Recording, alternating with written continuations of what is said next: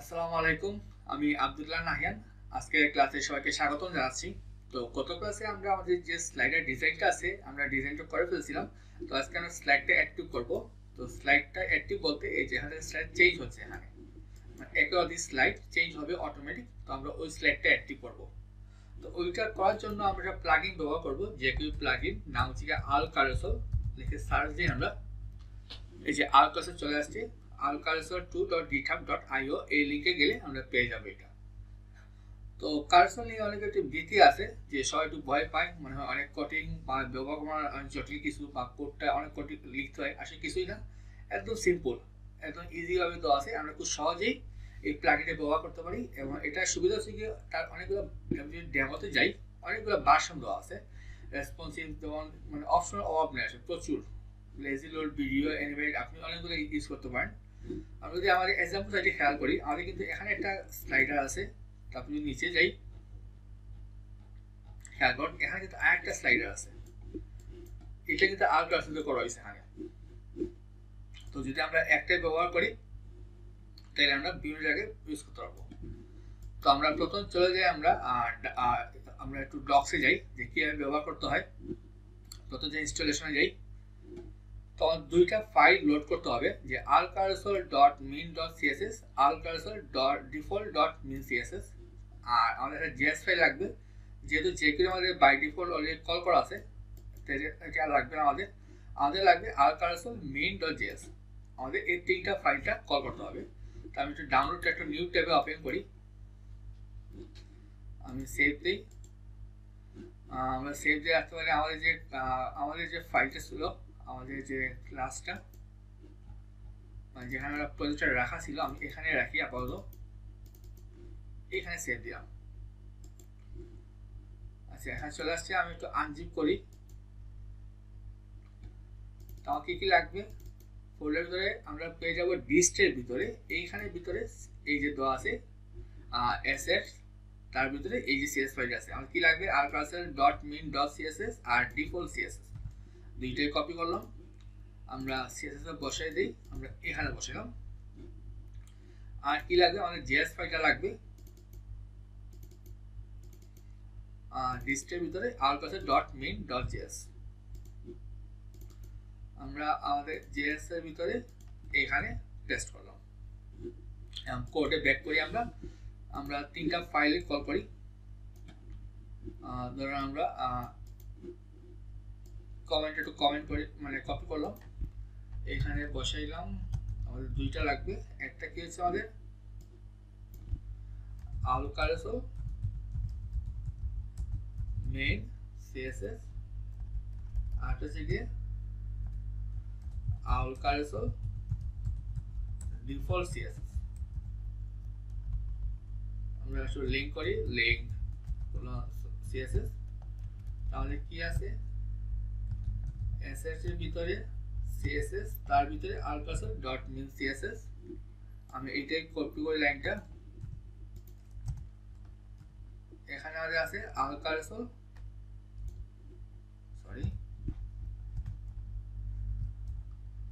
আমাদের default CSS. তারপর কি লাগবে, আমাদের জেএসটা কল করতে হবে। আমরা এইটাই কপি করে ফেলি, আমাদের alcursor js ভিতরে কি আছে, আমাদের alcursor main.js। তাহলে আমাদের ফাইলটা কল করা হয়ে গেল। তারপর কি বলা হয়েছে, আমাদের এটাকে আমাদের অ্যাক্টিভ করতে হবে, যে set html। তো খেয়াল করুন আমাদের যে ডিপগুলো ঘুরবে তার প্যারেন্টকে আমরা এই ক্লাসটা আমাদের বসাতে হবে। আমি ক্লাসটা কপি করি। তো খেয়াল করুন আমাদের আগে আমরা মার্কআপে যাই। তো আমাদের যেহেতু সিঙ্গেল স্লাইড আছে, আমাদের সিঙ্গেল স্লাইড, খেয়াল করুন আমাদের আমরা স্লাইডটা কপি করি, দুইটা তিনটা দিলাম। আমি জাস্ট ছবিটা চেঞ্জ করে দিই যাতে বুঝতে সুবিধা হয়। যেমন এটা স্লাইড 1, এটা হচ্ছে আমাদের স্লাইড 2, আর এটা হচ্ছে স্লাইড 3। আমরা এই অবস্থা দেখি কি আসে আমাদের। তো খেয়াল করুন আমাদের তিনটা স্লাইড চলে আসছে। ওকে, তারপরে আমাদের ক্লাসটা কোন জায়গায় বসাবো, তো খেয়াল করুন আমাদের প্রতিটা সিঙ্গেল স্লাইডার প্যারেন্ট স্লাইডার্স, তাহলে আমরা কার্সরটা আমরা এই জায়গায় অ্যাক্টিভ করবো, তাহলে তার ভিতরে যে ডিপগুলো আছে ওইগুলোকে সে ঘুরাবে। তারপরে যখন পেজটা রিলোড দিই, দেখুন প্রপারলি কিন্তু আসে নাই, কারণ আমাদের এটা কল দ্য প্লাগইন, আমরা এই কোডটা কপি করি। তো মনে আছে আমরা জেএস কোড রাখার জন্য আমরা একটা ফাইল খুলছিলাম যে main.js, আমরা এখানে আপাতত রাখি, পরে আমরা কোডটা সুন্দরভাবে আবার সাজাবো। এই যে এই ক্লাসে সে এখানে অ্যাক্টিভ হবে, এই যে ক্লাসটা আছে কোন জায়গায় আছে আমাদের ক্লাসটা, এই যে আউল কার্সর, সে এখানে প্লাগইনটা অ্যাক্টিভ করবে। এখানে পেজটা রিলোড দিই, তো কিছু তো আসতেছে না। এখন আমরা একটা ইন্সপেক্ট করি যে সমস্যা কোন জায়গায়, আমরা কনসোল কোনো এরর আছে কিনা, আমাদের কনসোল কোনো এরর নাই, তাই এখানে ঠিক আছে। আমরা এখানে যাই স্লাইডার, তো এখানে আমাদের মানে সে এরিয়া পাইতেছে, আমি একটু ইয়াতে যাই আউল স্টেজ, খেয়াল করুন এখানে কিছু মানে হোভার করলে কিছু আসতেছে না। আমি তো এখানে জাস্ট এটা বসাই যে হাইটটা দিয়ে দেখি একটু, হাইট 100%, তো দেখুন কিছু কিন্তু আসছে আমাদের, তাহলে সে কিন্তু আসে। এখন আমরা ভিতরে দেখি আউল স্টেজ, তো খেয়াল করুন এটাও কিন্তু আমাদের আসতেছে না। আমরা কি করি, হাইট 100%, ভিতরে ঢুকি, কি আছে আমাদের আউল আইটেম, এখানে যেন বসাই 100%। এখন কিন্তু দেখুন চলে আসছে আমাদের স্লাইডটা, এবং ফুল স্ক্রিন জুড়ে আসছে আমাদের, কাজ করতেছে এটা। তাহলে কি কি চেঞ্জ করা লাগবে আমাদের, আমাদের এই যে পার্টগুলো আমাদের হাইটটা বসাতে হবে, আমরা একটা একটা করে বসাই দিই। প্রথমে আমাদের স্লাইডার এখানে ঠিক আছে, মানে এই যে এই ক্লাসটা আমি জাস্ট এই ক্লাসটাই কপি করি। আমাদের স্টাইল ছিল মনে আছে, আমরা এই এখানে বসাইছিলাম, এইটা বসাইলাম। তারপরে কি আছে আমাদের, আচ্ছা আমাদের এটা মনে না হলে দেখি, এটা সারা দিয়ে দেখি আমরা, আউট কার্সর সারা আউটার, তারপরে আছে আউল স্টেজ, কারণ ফুল স্ক্রিন করলে একটু ঝামেলা হয়, তো এটা কঠিন কিছু না। আউল স্টেজ, তারপরে আমাদের আছে আউল আইটেম, আমরা এইটুকু বসে দেখি সবগুলো হাইটটা। আচ্ছা এটা ক্লাস হবে ডট, এটা কাজ করতেছে।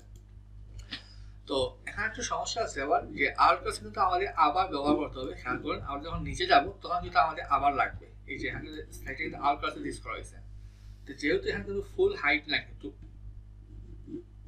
তো যাতে আমরা ক্লাসটা কমপ্লিট না করে আমরা এখানে প্যারেন্ট ক্লাসটার সাথে আমরা অ্যাড করতে পারি, যে স্লাইডের এরিয়ার ভিতরে যেটা আছে, তাহলে আর সমস্যা হবে না। জাস্ট এই পোরশনটার জন্য সে হাইটটা ইউজ করবে 100%। আমরা পেজটা রিলোড দিই, এখন সব ঠিক আছে, কিন্তু এখন প্রপারলি জিনিসটা হইলো আর কি, জাস্ট এই অংশের জন্য সে হাইটটা 100% হয়ে যাবে। এখন আমরা আসি আমাদের স্লাইডটা কি হবে, বাই ডিফল্ট আমাদের একটা প্রয়োজন, এখানে আসছে কি তিনটা আসছে। তো আমরা একটু দেখি কি কি অপশনস দেওয়া আছে, এখানে অপশনসে যাই, এই যে আইটেমস, তো কি দেওয়া আছে বাই ডিফল্ট কি তিনটা দেওয়া আছে, ধরুন কয়টা আছে তিনটা, কিন্তু আমাদের প্রয়োজন কয়টা, একটা প্রয়োজন। তাই আমরা এখন কোডে ব্যাক করি, এখানে আমরা একটা সেকেন্ড ব্র্যাকেট নিই, একটা এন্টার দিলাম, লিখলাম কি আইটেমস কোলন 1 দিলাম, দেখি কি আসে আমাদের। তো দেখুন এখন একটা চলে আসছে, এই যে আমাদের সাইডটা হয়েছে একটা। তারপরে কি দিব, ধরুন আমরা লুপ, এখানে একটা মানে বুলিয়ান দিয়ে দেবো আমরা যে ট্রু, যাতে সে অটোমেটিক চেঞ্জ হয়। এখানে দেখুন এখানে চেঞ্জ হচ্ছে এখানে। আচ্ছা এখন আমাদের লাগবে কি, আমাদের এই যে এই ডটটা, মানে ডটটা আমাদের অ্যাক্টিভ করতে হবে। তাহলে সার্চ দিই, যদি ডটস লিখে, সরি ডটস, এই যে ডটস, তো ডটসটা আমরা বাই ডিফল্ট আমাদের এটা মানে অলরেডি ট্রু করাই আছে। আমরা এটা ইন্সপেক্ট করি, এখানে আমরা একটু নিচে যাই, খেয়াল করবেন যে আমাদের এই যে আউল নেটটা কিন্তু ডিসেবল, কিন্তু আউল ডটসটা কিন্তু এই যে আমাদের কিন্তু এই যে এখানে কিন্তু সে কার্সরটা নিলে দেখা যাচ্ছে। আমরা যদি একটা ইয়া দিই, position absolute, sorry right 40 pixel, background colour দিয়ে রেখে একটা রেড, দেখি সে আসছে কিনা। আচ্ছা এখন আসে নাই। আচ্ছা আমরা সে কোন জায়গায় আছে এটা আমরা যদি টপ 0, তার অবস্থান কোন জায়গায়, এখন এই যে অবস্থান আছে, এই যে এই কোনায় সে এখন আছে। এটা তো এখন আমাদের বাটনটা এনেবল করতে হবে যে আউল ডটস এর ভিতরে যে বাটনটা আছে কি বলতে পারি ব্যাকগ্রাউন্ড কালার রেড একটা উইথ দিয়ে আমরা ধরুন 30 পিক্সেল হাইট দিয়ে 30 পিক্সেল যখন সেখানে পাইতেছি এখানে মার্জিন ধরুন 0.5 পিক্সেল সরি মার্জিন 0.5 পিক্সেল। আচ্ছা গ্যাপটা পাইতেছে না, আচ্ছা গ্যাপটার কারণ কি সরি এই যে আচ্ছা সরি আমরা যে প্যান্টের যে কালারটা এটা সমস্যা হতেছে। আচ্ছা আমাদের আউল ডটস এ গেলাম কোন জায়গায় আমরা আমাদের যে বাটনটা ছিল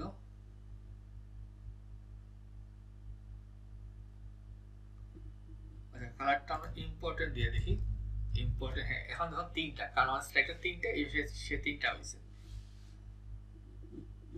আমি এখানে আউল ডটস এর ভিতরে যদি ডিসপ্লে ফ্ল্যাক্স ইউজ করতে পারি যেমন আমরা এখানে দেই display flax sorry top 0 flax direction যে কলাম দিয়ে দেখি এখন তো লম্বা চলে আসছে।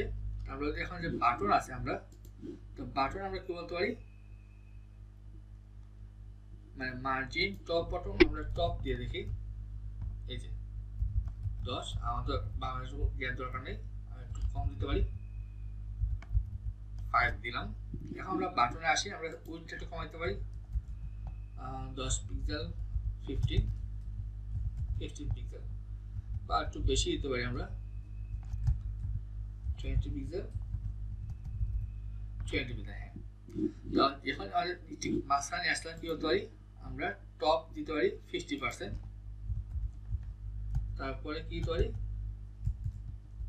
আর যেহেতু ফ্লেক্স আছে আমরা একটা কাজ করতে পারি টপ 0 থাও আমরা যদি ইয়ার দিয়ে দেখি ফ্লেক্স দিয়ে শুরু করলাম জাস্টিফাই কন্টেন্ট সেন্টার বা অ্যালাইন আইটেমস সেন্টার আচ্ছা কাজ করতেছে না আচ্ছা আমরা ওইভাবে নিয়ে আসি সমস্যা নাই 50% দিয়ে ট্রান্সফর্ম ট্রান্সলেট কোন বরাবর আমাদের ওয়েব বরাবর -50%। তাই খেয়াল করুন আমাদের এটা ঠিক কিন্তু স্লাইডের সঙ্গে মাঝখানে চলে আসছে ঠিক মাঝখানে কিন্তু আছে এখন এটা আমরা কালারটা চেঞ্জ করে দিই আমাদের কি কালার ছিল এখানে নরমালি সাদা হবে আমরা কালারটা চেঞ্জ করে দিই। আচ্ছা এখানে দেখাই আমি যে ক্লিক করলে কিন্তু চেঞ্জ হচ্ছে এখানে চেঞ্জ হবে এখানে খেয়াল করুন চেঞ্জ হচ্ছে এখানে তাই এটা কাজ করতেছে আমাদের। আমরা যদি এখানে বাটনে যাই বাটন আমি কালারটা চেঞ্জ করে দিই যেহেতু আমরা কালারটা আমাদের থিম কালারটা ব্যাকগ্রাউন্ড কালারটা হবে হ্যাশ ধরুন এফএফএফ। আর খেয়াল করুন যে একটা অ্যাক্টিভ ক্লাস এখানে কোন স্লাইডে কিন্তু বুঝে যাচ্ছে না যেটা আমরা অ্যাক্টিভ আছে একটা ক্লাস প্লেয়ার হচ্ছে এখানে অ্যাক্টিভ নামে তারপরে এখন একটা ক্লাস নেই যে আউল ডটস সরি আউল ডট হ্যাঁ আউল ডট অ্যাক্টিভ স্পেস দিয়ে দিই ডট আউল ডটস ডটসের ভিতরে যে আউল ডট আছে ওইটা অ্যাক্টিভ ক্লাস কি লিখবো আমরা ব্যাকগ্রাউন্ড কালার ইম্পর্টেন্ট নিতে হবে আমাদের এই চলে আসছে এখানে খেয়াল করুন তো যেটা অ্যাক্টিভ থাকবে ওইটা কালার চলে যাবে এখানে তাহলে এইটা সেভ করে ফেলি। আচ্ছা আমরা কোডটা এখান থেকে নিয়ে আসতে পারি আমাদের ইনলাইন কোডটা চেঞ্জ করলাম এখানে চেঞ্জ করেছি আমরা আউল ডটস স্টাইলে যাই যদি এটা পার্ট আউল ডটস আর কোনটা আছে এই যে সিঙ্গুলারটা আছে অ্যাক্টিভটা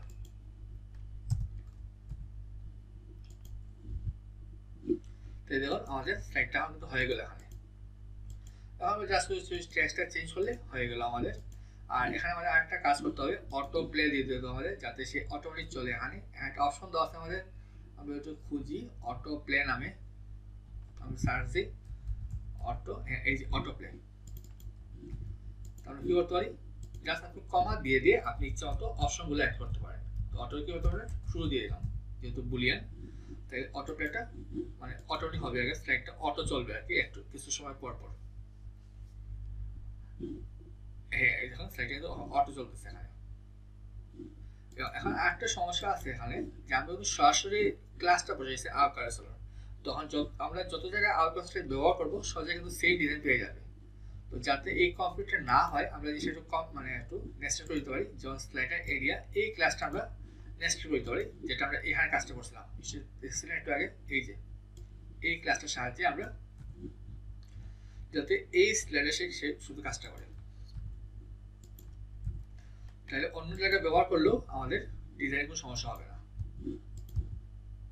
দেখুন আমাদের ডিজাইন ঠিক আছে, কিন্তু এখন জাস্ট এই অংশে সে কাজটা করবে।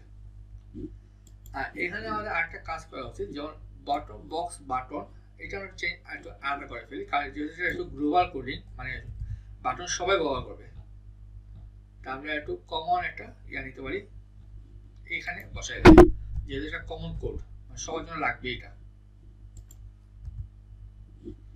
আর আমরা একটু টেক্সট চেঞ্জ করে দিয়ে দিই, কি কি আছে আমাদের, ডিজিটাল এজেন্সি আছে, মডার্ন এজেন্সি আছে, আর ক্রিয়েটিভ এজেন্সি। আমরা লেখাটা একটু চেঞ্জ করে দিয়ে দিই, তাহলে দেখতে ভালো লাগবে। এটা ডিজিটাল এজেন্সি, এটা দিয়ে দিই মডার্ন এজেন্সি,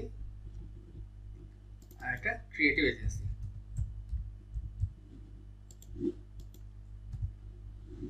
লেখাটা চেঞ্জ হয়ে গেল, স্লাইডটা অটোমেটিক হবে। তো আজকের ক্লাসটা আমাদের আসলে এই পর্যন্তই। আগামী ক্লাসে আমরা বাকি যে অংশটা সেকশন অ্যাবাউট পার্টটা আমরা করে ফেলবো, আর আমরা স্টিকি মেনুটা দেবো যে মেনুটা কিভাবে স্টিক করতে হয়। তো আশা করি সবাই ক্লাসটা ভালো লাগছে, আর ভালো লাগলে অবশ্যই জানাবেন যেমন মানে কোনো সমস্যা হচ্ছে কিনা, আমি মানে সমাধানের চেষ্টা করবো। সবাই ভালো থাকবেন, আসসালামু আলাইকুম।